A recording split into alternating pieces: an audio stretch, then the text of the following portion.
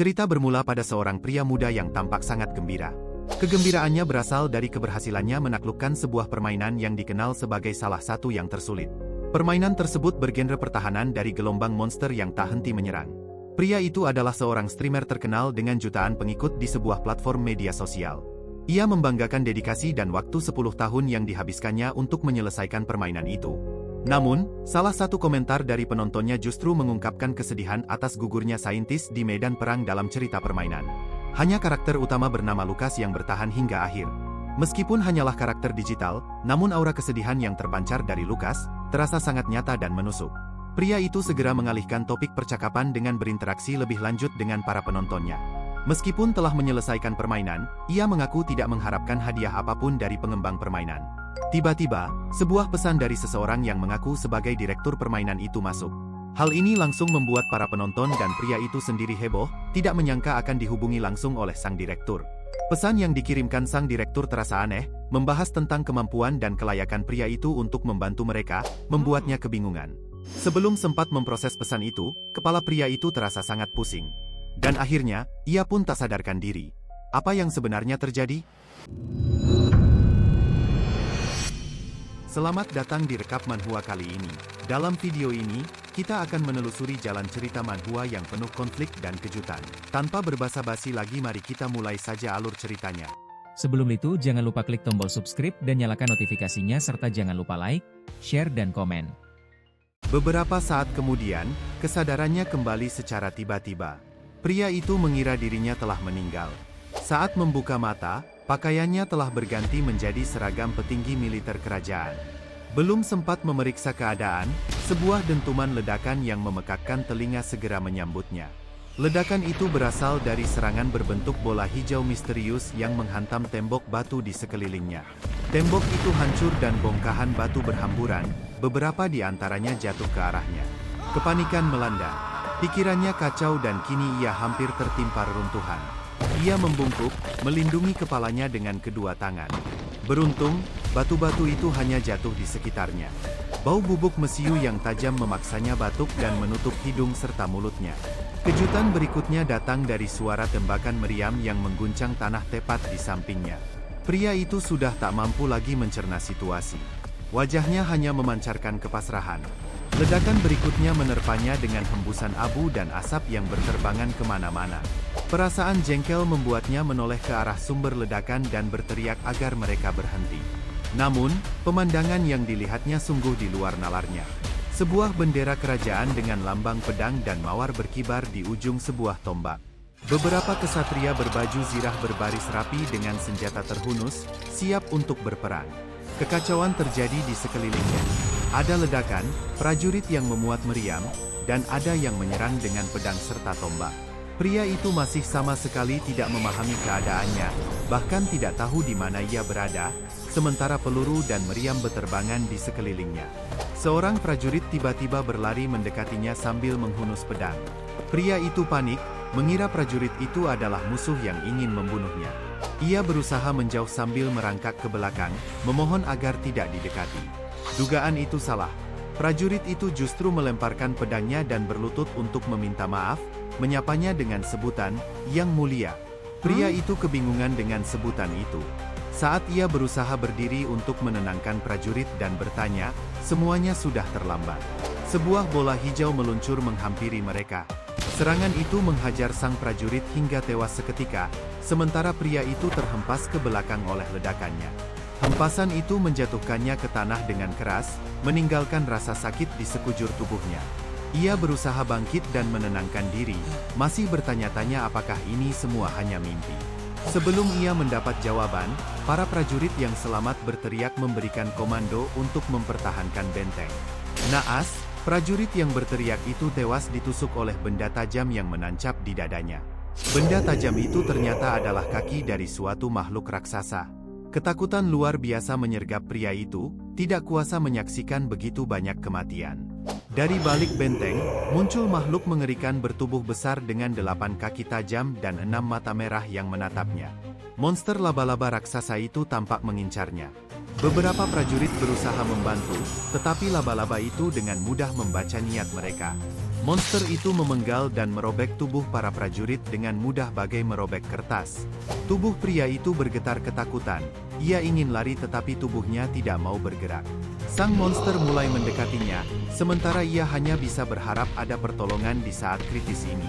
Laba-laba itu mengangkat kaki tajamnya, siap untuk menghujam. Keputusasaan menyelimutinya, ia merasa ini tidak adil, mati tanpa pernah mengerti apa yang sebenarnya terjadi. Tiba-tiba, sebuah pedang bercahaya melesat cepat di depan matanya. Pedang itu bersinar terang bagai dikirim dari surga, diayunkan oleh seorang kesatria yang membelah tubuh monster laba-laba menjadi dua.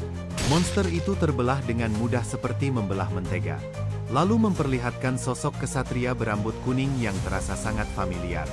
Sang kesatria menoleh kepada pria itu, memastikan apakah ia tidak terluka.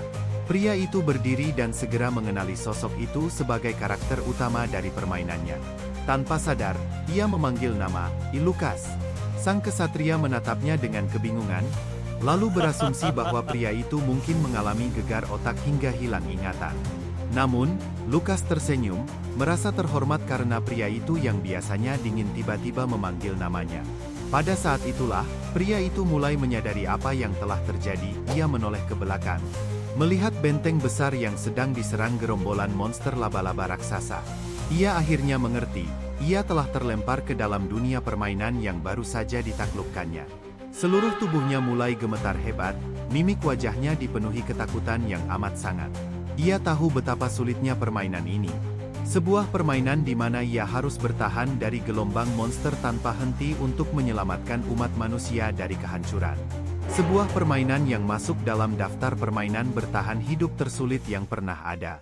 Pria itu masih diliputi kebingungan, bertanya-tanya alasan dirinya bisa terjebak ke dalam dunia permainan ini. Tiba-tiba, Lukas memanggilnya, "Pangeran," sebelum memberitahu tentang informasi monster yang tengah menyerang mereka. Para monster itu adalah kelompok laba-laba hitam yang dikenal agresif dan selalu menyerang dalam jumlah besar. Lukas menduga benteng pertahanan mereka mungkin akan hancur, namun jika bisa bertahan sedikit lebih lama, mereka masih memiliki kesempatan untuk bertahan. Monster laba-laba tidak aktif pada malam hari dan akan mundur setelah matahari terbenam. Berdasarkan posisi matahari, waktu itu tinggal 30 menit lagi. Lukas bersumpah akan mengorbankan nyawanya untuk melindungi sang pangeran hingga detik terakhir dan memintanya bertahan hidup apapun yang terjadi. Pria itu masih tidak memahami alasan Lukas memanggilnya pangeran dan ingin melindunginya sampai segitunya. Berkat kemampuan luar biasa Lukas, mereka akhirnya berhasil bertahan hingga para monster laba-laba memutuskan untuk mundur. Lukas menyarungkan pedangnya kembali, menandakan situasi telah aman dan terkendali, sementara para prajurit lain berusaha menolong rekan mereka yang terluka. Lukas menghela napas lega karena setidaknya mereka berhasil selamat untuk sementara waktu. Namun, pria itu hanya terdiam mematung tanpa mengucapkan sepatah kata pun, pandangannya teralihkan ke arah tembok pertahanan kota. Banyak mayat monster yang tergeletak di sana, gagal mendobrak masuk ke dalam benteng, namun ceritanya akan berbeda jika pasukan sebesar itu kembali menyerang esok hari. Pria itu akhirnya bertanya kepada Lukas tentang identitas asli dirinya sendiri dan keberadaannya sekarang. Lukas memberitahunya bahwa mereka berada di garis depan kota benteng Crossroad dan hari itu adalah hari terakhir bulan Februari tahun 649. Pria itu merasa kesal mengetahui besok adalah hari pertama bulan Maret, sepertinya ada sesuatu yang besar akan terjadi. Sebagai seseorang yang telah ratusan kali memainkan permainan ini, ia tahu segalanya tentang tempat dan waktu dari tutorial tersebut. Dan kepanikan melandanya ketika menyadari ia terbangun di dalam tubuh seorang pangeran bernama Ash von Heiter Everblack. Pria itu semakin kesal karena karakter tersebut terkenal sebagai sosok yang tidak berguna, sampah, dan tidak memiliki bakat apapun. Lukas membenarkan pernyataannya, membuatnya semakin frustrasi. Invasi monster kuat ditambah masuk ke dalam karakter yang tidak berguna, tamatlah riwayatnya, pikirnya. Dikatakan bahwa Pangeran Ash adalah pangeran ketiga kerajaan Everblack yang dikenal sebagai komandan terburuk penyebab hilangnya banyak nyawa di benteng. Ia juga merupakan karakter yang memiliki akhir tragis dalam permainan. Pria itu masih tidak terima dengan nasib barunya, dan sejak saat itu, kita akan memanggil pria ini sebagai Ash. Pada malam harinya, Ash kembali ke dalam ruangan pribadinya. Di dalam kamar, Ash berbicara pada dirinya sendiri bahwa ia seharusnya berdiam diri di kamar dan tidak ikut maju ke garis depan. Ia hampir menjadi gila akibat kejadian yang menimpanya. Andai waktu bisa kembali, ia tidak akan pernah menamatkan permainan ini. Permainan ini terkenal sangat sulit dengan mode neraka yang membuat monster menjadi lebih kuat dan tangguh. Lalu, ada mode Iron Man yang membuat pemain tidak bisa menyimpan progres dalam permainan. Meski dirinya adalah orang yang pernah menyelesaikan mode Iron Man Hell, gabungan mode Hell dan Iron Man, ia tetap tidak bisa menyelesaikan tutorial yang terkenal mustahil itu. Ash membuka panel sistem yang disediakan dan berusaha mencari cara untuk menghadapi invasi monster tersebut. Dalam permainan, misi tutorial didesain untuk gagal tanpa mempedulikan usaha pemain, karena permainan sebenarnya dimulai ketika Lucas kabur dari invasi monster sendirian. Biasanya, monster laba-laba hitam baru muncul pada tahun kedua permainan, bukan di mode tutorial.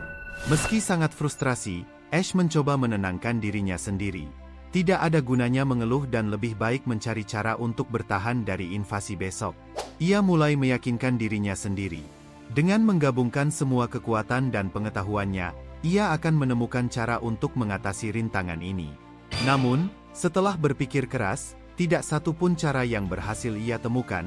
Keringat dingin mulai mengucur di pelipisnya. Kali ini, riwayatnya akan benar-benar tamat. Bahkan keempat tampilan sistem yang muncul tidak sanggup membantunya sama sekali. Dari tampilan sistem, ia melihat pasukan laba-laba yang berjumlah lebih dari 1000 ekor, masing-masing berlevel 50-60. Pertahanan benteng saat ini sangat rendah, hanya memiliki sebuah artefak meriam mana berkualitas Eser, dan kemungkinan menang sangatlah rendah. Ash kembali memejamkan matanya, berusaha tenang sambil memeras setiap saraf otaknya berharap menemukan jalan keluar dari kebuntuan ini. Setelah merenung sejenak, sebuah ide terlintas di benaknya, lalu ia memutuskan untuk mencari Lucas. Ash buru-buru pergi ke ruangan Lucas dan memanggilnya. Lucas yang terkejut segera menyambutnya. Ash segera menyuruh Lucas untuk memanggil tim yang berada di bawah naungannya untuk menghadap. Lucas terheran-heran karena Ash tidak pernah memanggil mereka sebelumnya, namun Ash yang tidak sabar itu tidak berusaha menjelaskan dan mendesaknya untuk menjalankan perintah. Ash dengan percaya diri meyakinkan Lucas bahwa ia telah menemukan jalan keluar dari keputusasaan tersebut. Beberapa saat kemudian, Ash terlihat menunggu kedatangan timnya, namun ia tampak agak kebingungan setelah mereka semua tiba di sana. Tim itu berjumlah 4 orang. Orang pertama adalah Lucas, kemudian seorang kesatria yang terlihat kesal bernama Ken, lalu seorang pastor yang terlihat frustasi bernama Damian, dan seorang wanita cantik serta imut bernama Lily yang menatapnya dengan ramah. Ash ternyata telah mengenal semua anggota timnya dari permainan yang sering dimainkannya. Dalam permainan, semua anggota tim tersebut tewas dengan mengenaskan saat melawan monster, kecuali Lucas. Ash merasa heran melihat Damian yang terlihat sangat sedih. Lily lantas menceritakan alasannya. Damian baru saja kehilangan seorang teman baiknya akibat invasi monster laba-laba tadi. Ash mengabaikan cerita itu dan segera menjelaskan rencana yang harus mereka lakukan karena waktu yang mereka miliki semakin sedikit. Ia memulai penjelasan dengan Lily yang meresponsnya dengan ramah dan penuh hormat. Lily adalah seorang penyihir api yang mampu melancarkan serangan sihir kuat beruntun. Meski ia adalah penyerang utama, Ash justru menyuruhnya menjadi tameng hidup untuk menahan laba-laba yang masuk. Perintah itu tentu membuat Lily sangat kebingungan karena penyihir seharusnya menyerang dari jarak jauh, namun Ash tidak menanggapi pendapatnya. Ash beralih kepada Ken yang awalnya bertugas sebagai tameng dan menarik perhatian musuh dengan kemampuan provokasi. Kini, Ash menyuruhnya untuk menyelinap ke pusat formasi monster dan membuat kekacauan di sana. Ia kemudian beralih kepada Damian yang masih meringkuk di pojok ruangan, meski pada dasarnya Damian adalah seorang penyembuh. Ash justru memberikannya tugas sebagai penembak jitu yang harus menembak target tertentu. Terakhir, Ash memberikan wewenang dan tugas kepada Lucas untuk memimpin para pasukan mempertahankan garis depan. Setelah pembagian tugas tersebut, tidak ada jawaban atau respons dari para anggota tim, membuat Ash merasa canggung. Tiba-tiba, Ken yang sedari tadi kesal akhirnya tidak tahan dan mengamuk di depan Ash. Ia mempertanyakan rencana ceroboh yang tidak masuk akal dan mengingatkan Ash telah menghilangkan banyak nyawa dengan rencana kelirunya sebelumnya. Ash terkejut karena itu bukan tindakannya, namun ia juga tidak bisa mengatakan bahwa itu adalah perbuatan Ash yang dulu. Ash tahu ia tidak boleh mundur. Dengan otoritasnya sebagai pangeran, ia mengintimidasi Ken yang berniat membangkang. Intimidasi kuatnya seketika membuat seluruh anggota tim ketakutan, termasuk Ken yang kini hanya bisa gemetar tanpa berkata-kata. Ken berusaha menjelaskan, namun ekspresi Ash bagaikan iblis gila yang siap melahapnya kapan saja. Karena sulit menjelaskan sesuatu yang belum mereka ketahui, Ash memutuskan untuk memperlihatkannya secara langsung dengan berdiri dan menghampiri Lily. Ia lalu mencabut pisau yang tersarung di pinggangnya. Tanpa ragu, ia menancapkan pisau tersebut ke bahu Lily. Tindakan brutal itu tentu saja membuat Lily terkejut dan ketakutan. Ken sama terkejutnya dengan Lily. Ia menganggap Ash sudah benar-benar gila sampai tega mengorbankan penyihir berharga tanpa alasan yang jelas. Namun, penilaiannya itu berubah seketika saat tubuh Lily berubah menjadi api, membiarkan pedang itu menembusnya tanpa meninggalkan luka sedikit pun. Para anggota tim lainnya hanya bisa terperangah, tidak menyangka Lily menyimpan kemampuan sehebat itu. Ash sendiri telah menduga hal ini, meski tidak sepenuhnya tahu alasannya. Setiap karakter dalam dunia ini memiliki kemampuan pasif unik yang tersembunyi, seringkali sangat bertolak belakang dengan kelas yang mereka miliki. Lily sendiri pertama kali membangkitkan kemampuan uniknya saat masih kecil, ketika sekelompok goblin menyerangnya. Kemampuan itu bernama Fire Skin, yang memungkinkan penggunanya menghindari semua serangan fisik dengan mengubah tubuh menjadi unsur api. Itu artinya, selama mana Lily masih tersisa, ia kebal terhadap segala bentuk serangan fisik. Lily sendiri masih terlihat tercengang dan menangis karena kejadian tadi. Meski tindakannya tampak kejam, Ash merasa tidak memiliki pilihan lain. Ia bertekad untuk memanfaatkan setiap kemampuan mereka sampai batas paling maksimal. Dengan keyakinan penuh, Ash berniat menyudahi permainan bodoh ini sekali lagi dan menghajar dalang di balik semua penderitaannya. Ash kemudian mencabut pisau dari tubuh Lily dan meminta maaf atas tindakannya yang kasar. Lily memaafkannya, tetapi rasa penasaran memenuhi hatinya tentang bagaimana pangerannya bisa mengetahui rahasia terpendamnya. Ash tetap menolak untuk menjelaskan. Pandangan Ash kemudian beralih kepada Ken disertai senyum jahat yang membuat sekujur tubuh Ken merinding. Firasat buruknya mendesaknya untuk segera melarikan diri. Ash lalu menceritakan masa lalu Ken yang ternyata adalah seorang pencuri yang sangat mahir dan gemar mencuri. Ken yang tertangkap basah langsung panik dan, sama seperti Lily, ia pun penasaran bagaimana Ash bisa mengetahui hal itu. Ash sekali lagi menolak menjawab. Baginya, yang lebih penting adalah bagaimana Ken memanfaatkan kemampuannya itu. Ken diketahui memiliki kemampuan untuk menyembunyikan hawa keberadaan. Kemampuan itu sangat berguna dalam keadaan bahaya, termasuk untuk mengelabui monster. Karena tidak mendapat jawaban, Ash mengancam akan menggunakan cara kasar untuk membuktikan kemampuan Ken. Langsung saja Ken membungkuk meminta maaf dan mengakui kemampuannya tanpa syarat. Perhatian Ash kemudian tertuju kepada Damian, yang mentalnya masih belum pulih. Ash berjalan menghampiri dan berjongkok di depan Damian. Ash mengetahui kemampuan mata Damian yang berbeda dengan manusia biasa. Penglihatan Damian begitu jauh dan jelas, sehingga ia dapat menyaksikan kematian temannya dengan sangat terperinci dan menyakitkan. Damian kembali teringat peristiwa ketika ia hendak diserang oleh monster laba-laba. Temannya tiba-tiba datang menghadang monster tersebut, memberikannya kesempatan untuk melarikan diri dengan mengorbankan nyawa sendiri. Damian tidak kuasa menahan tangis. Ia tidak mengerti alasan Ash sengaja membawa mereka menuju kematian. Ia juga tidak paham mengapa Ash menyuruh mereka berperang tanpa rencana dan strategi yang matang. Baginya, seolah-olah nyawa mereka tidak berharga dan hanya bisa dibuang begitu saja untuk hiburan semata. Damian menuntut agar temannya dikembalikan. Ia menganggap teman baiknya itu seperti saudara, terlebih mereka telah tumbuh besar bersama di panti asuhan. Ash meletakkan tangannya di pundak Damian. Dengan lantang, Ash menerima semua kesalahan itu dan bahkan menawarkan diri agar Damian membencinya seumur hidup. Ash mengaku tidak bisa membangkitkan temannya yang telah tiada, tetapi ia berharap Damian tidak terus terlarut dalam keputusasaan. Ash lalu menyuruh Damian untuk membalaskan kematian temannya dengan membunuh semua monster laba-laba. Ia bahkan menawarkan nyawanya sendiri jika itu dapat membuat Damian merasa puas. Tawaran itu sontak mengejutkan semua anggota tim yang lain. Karena pangeran yang dikenal mereka biasanya egois dan tidak peduli dengan perasaan orang lain. Damian hanya bisa diam dan mengangguk pelan, tanda bahwa ia menyetujui permintaan Ash. Ash menyetujui balas dendam itu dengan syarat mereka harus membunuh para monster terlebih dahulu. Ia berjanji akan membiarkan Damian mencabut nyawanya kapanpun ia mau setelah syaratnya terpenuhi. Lucas berteriak menyatakan ketidaksetujuannya, namun Ash segera melarangnya untuk melanjutkan protes tersebut. Menurut Ash, keadaan mereka sudah tidak ada bedanya.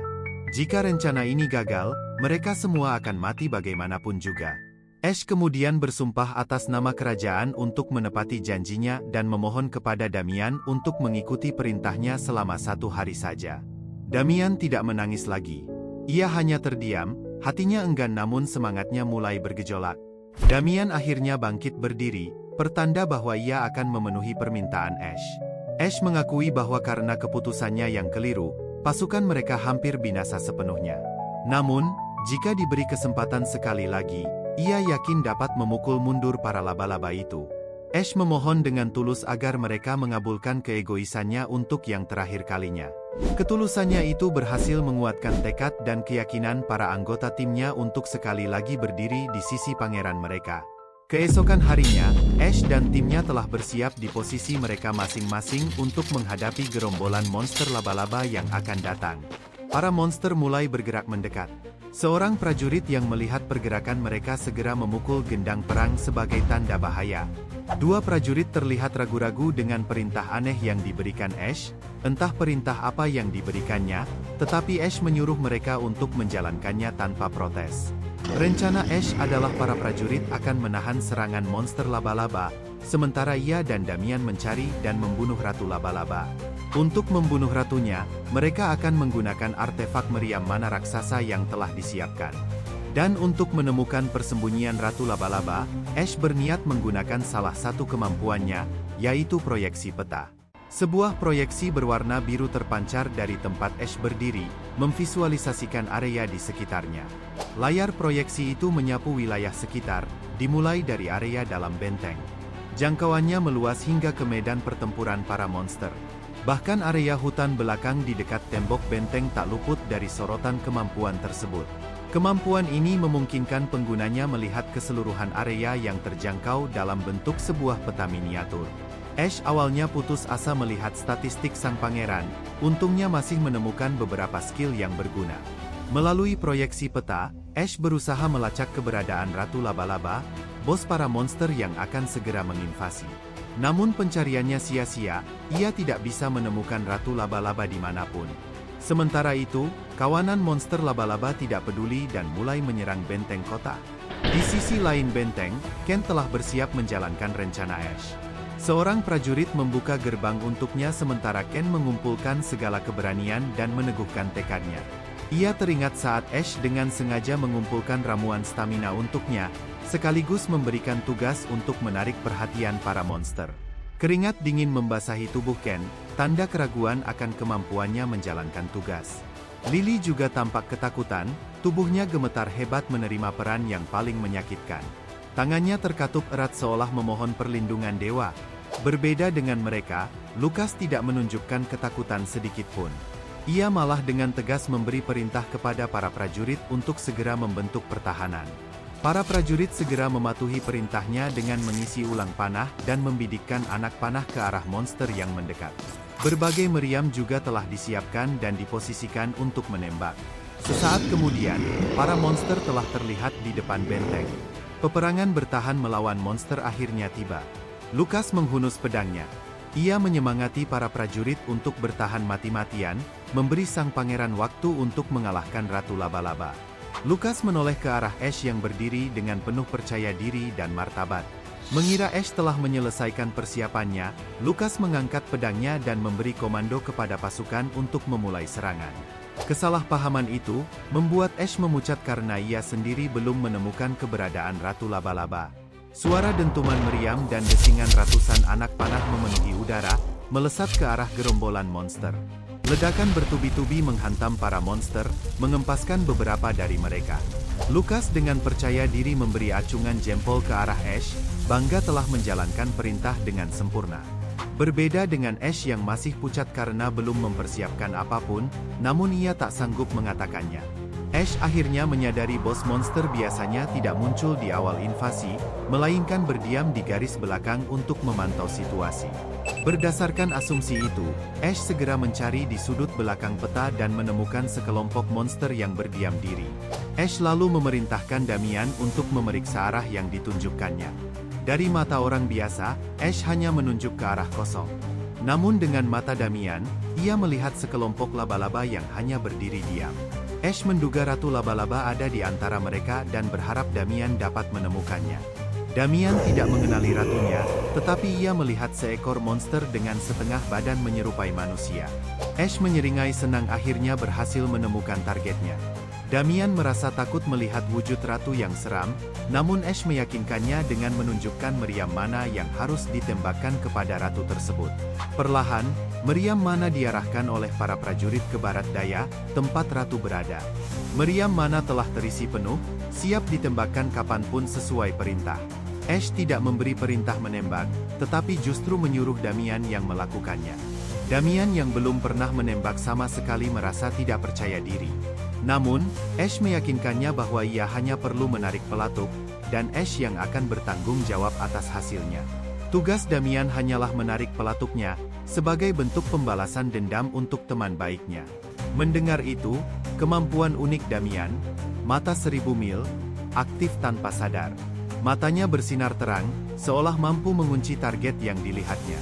Tanpa ragu lagi, Damian menarik pelatuk meriam. Energi listrik biru memancar dari meriam, mengumpulkan tenaga besar pada satu titik.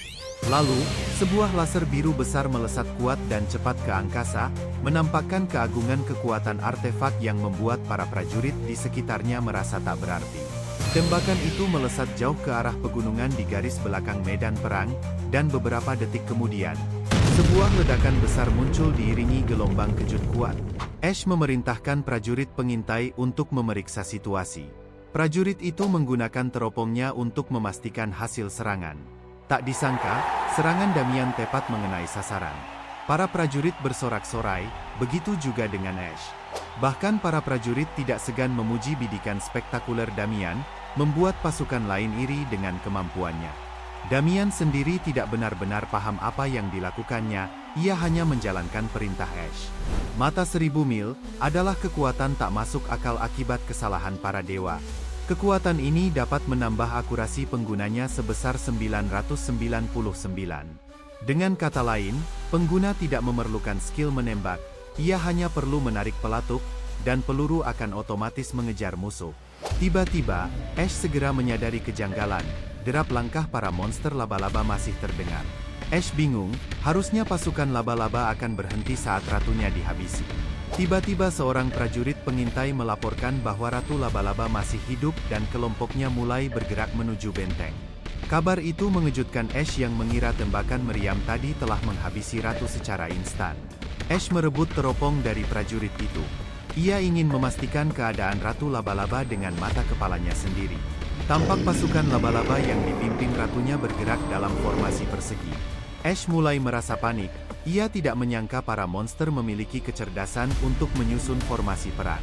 Tiba-tiba, para monster laba-laba yang awalnya menyerang tembok benteng kini berbalik arah, seolah mendapat perintah baru dari sang ratu. Unit pengintai yang penasaran memeriksa arah tujuan para laba-laba itu. Ternyata, mereka berkumpul menjadi satu dan menyerang unit artileri. Ash mendecak kesal, dan wajah pucatnya menyiratkan sesuatu yang tidak baik. Di balik hutan, jauh dari gemuruh medan pertempuran utama, tubuh Ken gemetar menahan lelah, kepanikan mulai menyelinap dalam dadanya. Entah sudah berapa lama ia berlari, yang pasti, hanya satu botol ramuan stamina tersisa dalam genggamannya.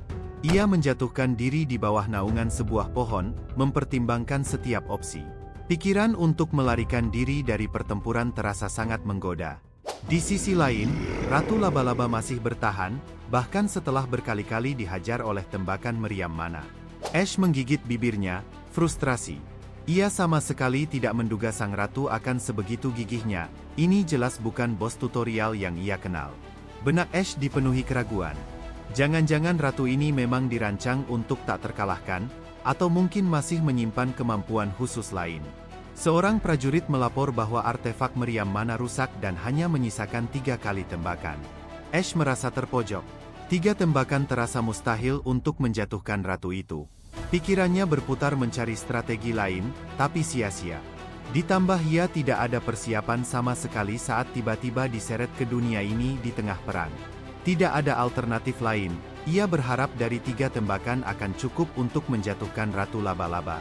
Lagi pula kondisi Damian juga semakin mengkhawatirkan, efek samping dari mata 1000 mil sangat jelas membebani tubuhnya secara brutal. Ash hanya bisa berharap Damian bertahan sampai tembakan terakhir, sambil memandangi pria itu yang kembali meraba pelatuk meriam. Namun, sebelum tembakan melesat, seekor monster laba-laba raksasa bercangkang keras bergerak sangat cepat menyerbu lurus ke arah tembok benteng. Fungsi monster itu jelas untuk merobohkan pertahanan terakhir mereka. Ash hampir putus asa, monster semacam ini tidak pernah ada dalam versi permainan aslinya. Ash berteriak memerintahkan seluruh pasukan memusatkan serangan pada monster itu, menyadari bahwa kegagalan berarti kehancuran tembok dan kekalahan. Sayangnya, semua sudah terlambat. Kecepatan monster itu di luar perkiraan. Dentuman keras mengguncang bumi, tembok benteng runtuh berkeping-keping. Debu dan serpihan batu memenuhi udara, meninggalkan umat manusia dalam bahaya besar. Pasukan laba-laba langsung membanjiri masuk melalui celah tembok yang hancur. Kepanikan semakin melanda Ash, ia benar-benar kehilangan akal. Ia tidak tahu apa yang harus dilakukan saat segalanya telah gagal. Berbeda dengan Lucas yang justru tampil tanpa gentar. Ia memerintahkan para prajurit untuk menghunus pedang dan mempertahankan kota demi melindungi keluarga tercinta mereka sampai titik darah penghabisan. Keteguhan hati Lucas menyulut kembali semangat Ash.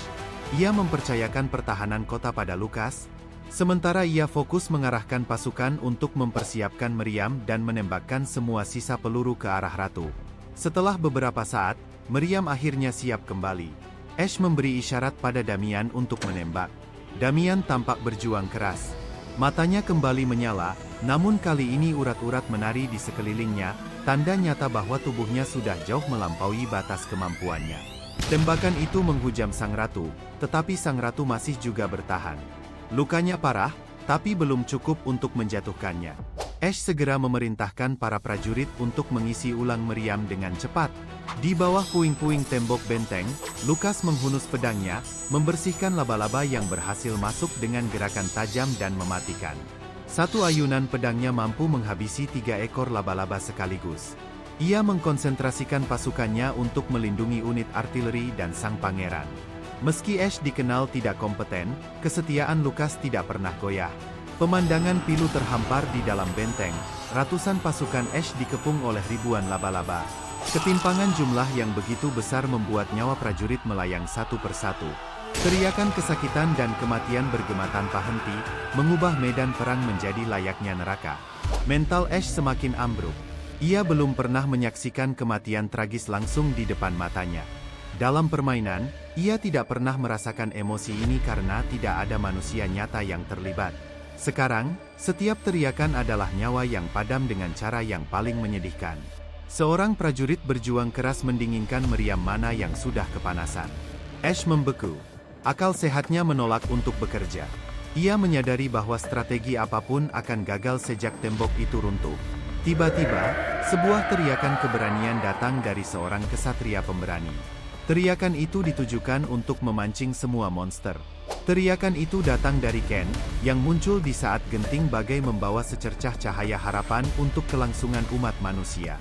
Ash tertegun melihat tindakan Ken, tidak memahami niat pria itu sekaligus menyadari betapa berbahayanya aksi tersebut. Ken menenggak habis ramuan stamina terakhirnya. Dalam hati ia berharap tegukan terakhirnya bukanlah ramuan menjijikan ini melainkan bir dingin yang melepas dahaga. Ken lalu mengaktifkan kemampuan provokasi untuk menarik perhatian semua monster.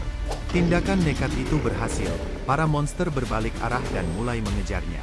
Ken segera berlari menjauh dari tembok benteng, membeli waktu berharga bagi para prajurit. Dalam pelariannya, ia melihat sebuah batu besar dan berencana bersembunyi di baliknya. Ia menyelipkan diri di balik batu tersebut. Berniat menggunakan kemampuan uniknya untuk menyamarkan aura keberadaannya dan bersembunyi dari para monster. Namun Ash tersentak, menyadari bahwa vitalitas Ken tidak akan cukup untuk mengaktifkan kemampuan itu. Dan benar saja, semuanya sudah terlambat. Pasukan laba-laba telah mengepungnya dari segala penjuru. Dalam detik-detik terakhir, penyesalan atas kepercayaannya pada Ash menghampiri, namun semua sudah tidak ada gunanya. Ken menemui akhir yang tragis, dicabik-cabik oleh para monster tanpa ampun. Terima kasih telah menyaksikan hingga akhir. Jangan lupa dukung channel ini dengan like, share, dan subscribe agar tidak ketinggalan rekap selanjutnya.